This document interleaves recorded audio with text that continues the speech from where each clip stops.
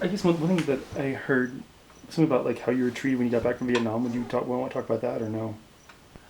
Would that be bad to talk about? Well, I think, is this on now? Mm-hmm. Okay, good. Yeah, let's talk about that in, but let's talk about that in the context of, I think what most veterans go through when they come back, and honestly, what you went through when you came back to the United States permanently, Mm-hmm. except that serving in a war zone is much more traumatic.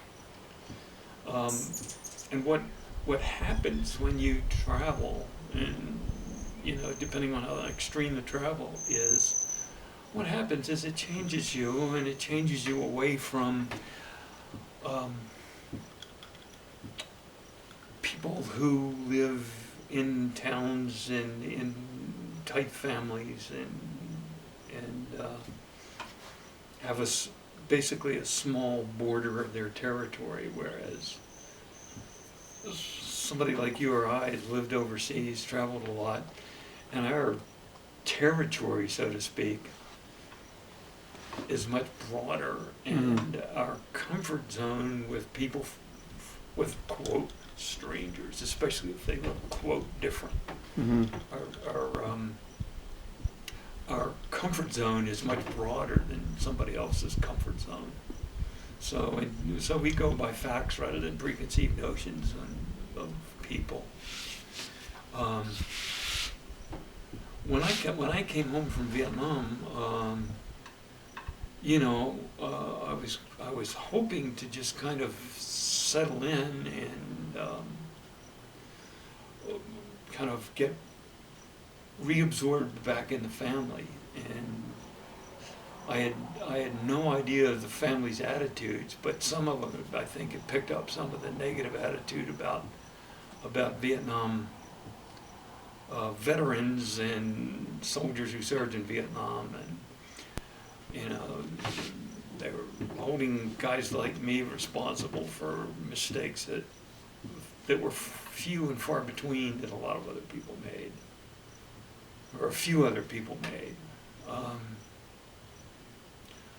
That personally I find repulsive, and personally I didn't make. And I was in the 5th Special Forces Group for the first 2 months on a rapid reaction force that was in support of what they call a Mike force, which is a battalion-size infantry unit made up of native peoples who were true warriors, and we were going on airborne assaults and everything else. I've shown you some of the parachute operations pictures. So I went through 2 months of that and 10 months with one of the finest people I've ever served with, a guy named John Hayes, and another guy named Jim Greitz, and his nickname was Bo. So a lot of guys just called him Bo Gritz. He was really one of the most effective combat soldiers I've ever encountered or read about. How much But time? anyway, I came back from home from that environment, Mm-hmm. plus 2 years with the 3rd Infantry Division in Europe and a year with the 10th Special Forces Group in Europe. And I was away for 4 years, and my family and extended family in Baltimore were somewhat static, although years go by and people grow up and they get educated and they get careers and stuff. And here I am, popped up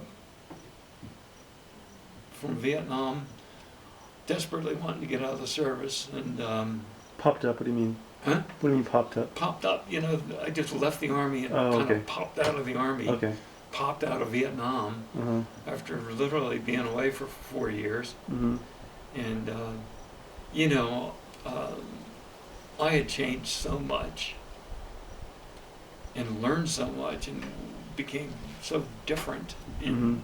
attitude and behavior, which was not bad, it was just different, from the rest of the family. And so you know, they were living their own lives and just didn't seem to be interested in helping me a bit. And so I ended up out here in Colorado for lack of a better place to go. You saying they didn't help you out? No. No, I came out of the Army clueless. And kind of knew a life that I didn't want to lead and didn't know what my options were. Mm-hmm. I didn't know what my options were, but it was expected that I would just go work in New York in a bank or for some big corporation or yeah, something like that. Yeah, so Something very conservative and very predictable and something I was very unprepared for. It's Mom. Go ahead. Hey, Mom.